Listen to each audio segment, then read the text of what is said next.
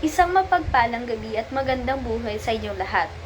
Sa aking mga tagapakinig, sa aking mga kamag-aral, at sa aking mga guro.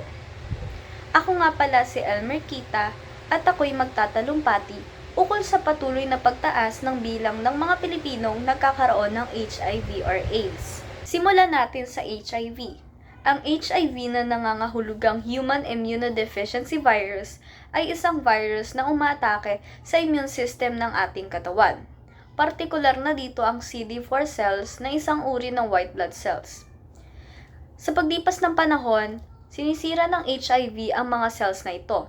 Kaya naman, nagiging mahina ang katawan sa impeksyon ng sakit. Sumunod naman ang AIDS. Ang AIDS na nangangahulugang Acquired Immunodeficiency Syndrome. Ito naman ang huling yugto ng impeksyon ng HIV. Sa puntong ito, malubha na ang pinsala ng immune system.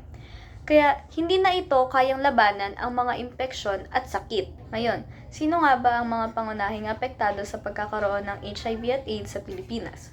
Karamihan sa mga bagong impeksyon ay nagaganap sa mga kalalakihang nakikipagtalik sa kapwa lalaki o tinatawag na MSM, kung saan halos kalahati o 47% ay mula sa mga kabataang nag-eedad ng 15 hanggang 24. Bakit nga ba patuloy na tumataas ang bilang ng mga Pilipinong nagkakaroon ng HIV at AIDS? Unang-una ay ang kakulangan sa edukasyon at kamalayan, tulad ng hindi sapat na impormasyon.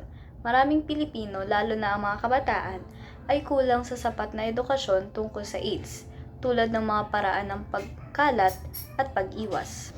Pangalawa, hindi ligtas na pag-uugali sa pakikipagtalik, tulad ng hindi paggamit ng kondom. Marami pa ring individual ang hindi gumagamit ng kondom sa kanilang pakikipagtalik, at ito'y nagpapataas ng panganib ng pagkahawa. Pangatlo, late diagnosis o huling pagkatuklas. Maraming kaso ng HIV ang nadidiskubre lamang kapag ang sakit ay nasa advanced stage na o tinatawag na AIDS. Ito ay nagpapahirap sa paggamot at nagpapataas ng panganib ng kamatayan.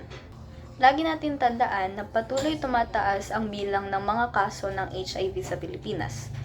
Kaya mahalaga ang mga hakbang upang maiwasan ang pagkalat nito. Kabilang na dito ang regular na pagpapatest. At ayun lamang ang aking pagtatalumpati.